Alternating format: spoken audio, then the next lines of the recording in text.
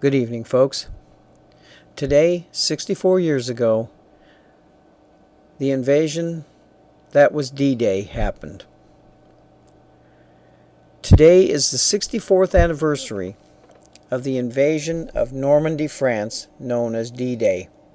The invasion was by far the largest invasion ever, with 850,000 troops that crossed the English Channel from the United Kingdom to Normandy, France on the 6th of June, 1944, and it lasted till the end of June. This was a significant battle. A battle that resulted in a decisive win for the Allies against Nazi Germany. The invasion of D-Day was the first successful opposed landing that went across the English Channel in 9 centuries, when William the Conqueror led the Norman conquest of England in 1066 AD. Now that is one long time, people, but the Wikipedia site where I got this said something else too. It said that the cost in terms of men was very costly on D-Day, but the defeat inflicted on the Germans was one of the largest of the war. But even so, the libs of today would have called it a quagmire and a battle that was unwinnable, when in fact it was a very decisive win for the Allies. It is because of things like this and the war on terror that we are winning, people, that this conservative is so mad at the cowardly libs and the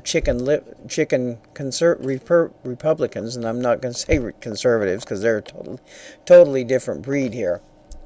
I say this because the war on terror that we are fighting today has had 4,000 plus casualties in almost 7 years. Now that's 7 years, people.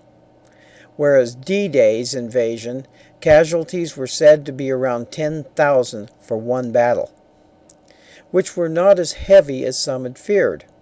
So can you imagine the cowardly politicians of today saying we won a war with 10,000 plus casualties in just one battle? It wouldn't happen, people. It really would not happen. They would all be saying that we lost, and that the media would bring up the loss as the absolute truth and print it until everyone in the United States believed it. Enough said. But the invasion of Normandy was but the tip of the iceberg when it comes to things that were amazing. The Normandy invasion of D-Day began with overnight parachute and glider landings, massive air attacks and naval bombardments, an early morning amphibious landing, and during the evening the remaining elements of the parachute divisions landed. The D-Day forces deployed from bases along the southern coast of England, and most important of these being Portsmouth.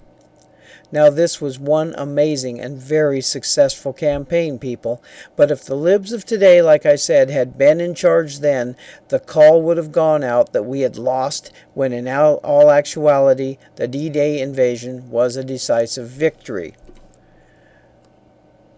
Now when it comes to you politicians, I just have one thing to say to you, and this is both for the Democrats and the Republicans out there.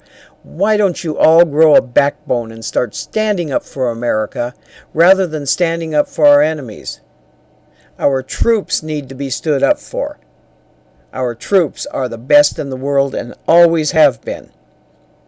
As long as there is an American soldier out there, there is a soldier out there that cares, not only for his country, but for the people that he is fighting for, whether it be Americans or Iranians or somebody else. Our troops, people, they are the best in the world, bar none. Get that right for once. This is Robert Garding, the infidel talkmaster, who the liberals and the Democrats wish would shut up because I don't fit your bill. Have a good evening.